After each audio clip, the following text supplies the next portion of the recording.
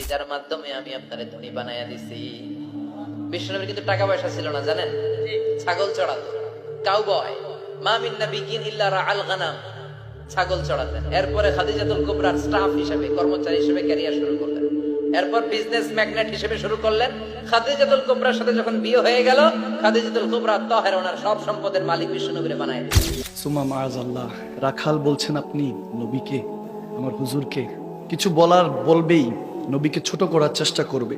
ভালোবাসে নাই তো, ভালোবাসলে তো প্রিয় নবীর শান এভাবে বলতে পারে না। বিষয়টা নিয়ে অনেক আলোচনা হচ্ছে, সমালোচনা হচ্ছে। ঘেটে দেখলাম 5 বছর আগের কথা। আমি কাউকে ছোট করছি না, কখনো ছোট করার উদ্দেশ্য নাই। আমার চিন্তা হলো সব মুসলমান আমার নবীর উম্মত। আমার নবী যদি কবুল করে, আল্লাহ যদি ক্ষমা করে, আমি আপনি বলার কে? আওয়াজ দেন। সমালোচনা ঝড় নয়, আলোচনা করে সবকিছু সমাধান করতে হয়, ঠিক না? বললাম পাগলা চিনো নাই তৈরি। মাআযাল্লাহ, আস্তাগফিরুল্লাহ। আমি বুঝানোর জন্য বলছি, নয়তো বলার কোনো উদ্দেশ্য ছিল না। খোদার ইজ্জতের কসম করে বলছি, আশিকে রাসূল হলে কখনো আমার নবীর এইসব বিষয় শেয়ার করবে না, কখনো কথা বলবে না।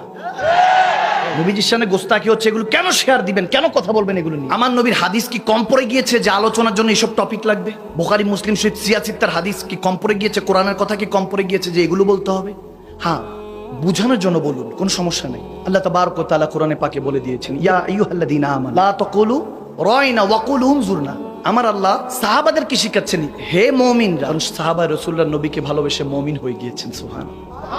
রয়নার মিনিং আমার দিকে দেখেন, সাহাবার ওই নিয়ত করেই বলেছেন। কিন্তু রয়নার আরেকটা মিনিং কাফেররা উদ্দেশ্য করে বলতো, রাখাল সুম্মা মাআযাল্লাহ, বকরি চড়ানে বাল। আমার আল্লাহ কোরআনে বলতেছেন, আপনি বলুন সাহাবাদেরকে, ইয়া রাসূলুল্লাহ, যে মুমিন যদি হও রয়না বলবা না, উনজুর না বলবা। ইয়া রাসূলুল্লাহ, আপনার দয়ার নজর দেন। সুবহানাল্লাহ, আপনার দয়ার নজর আমাদের দিকে তাকান। অর্থাৎ রয়না অর্থ দয়ার নজরে তাকান, উনজুরনার অর্থ দয়ার নজরে। কিন্তু রয়নার একটা মিনিং রাখাল, এই জন্য আমার আল্লাহ বলছেন এটা বলো না, এটা কাফেরদের জবান। এই রাখাল যে বলবে কিংবা আমার নবীর শানকে যে ছোট করবে, তারা কাফের, ঠিক কি না?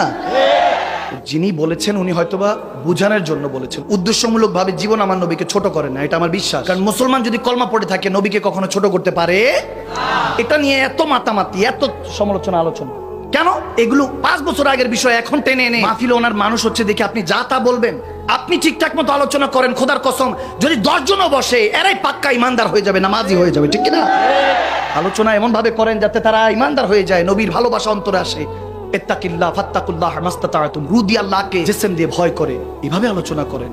বুঝি না, আমার মাথায় ঢুকে না যে আলোচনাগুলি কেমন জানি হয়ে গিয়েছে। এখন সব আলোচনা না, সব হল সমালোচনা। যখন কেউ এরকম বলে, তখন আমি বলি, তুমি বলতেছো আমার নবী বকরি চড়িয়েছেন, তুমি রাখাল দেখছো, কিন্তু আশিকের দিল তো দেখতেছে তিনি মা হালিমার বকরি চড়ান নাই, বরং বকরিরা আমার নবীর কাছে আশ্রয় পেয়েছে। সুবহানাল্লাহ। তুমি দেখছো মা খাদিজাতুল কুবরার কাছে আমার নবী চাকরি করেছে? না না, আমরা দেখছি যে মা খাদিজাকে সবাই কটাক্ষ করতো, ওনার অতীতকে নিয়ে হেঁটে তেনাকে অনেক সমালোচনা করতো। তেনাকে আমার নবী ভালোবেসে আপন করে নিয়ে মুমিনদের মা বানিয়ে দিয়েছেন। সুবহানাল্লাহ।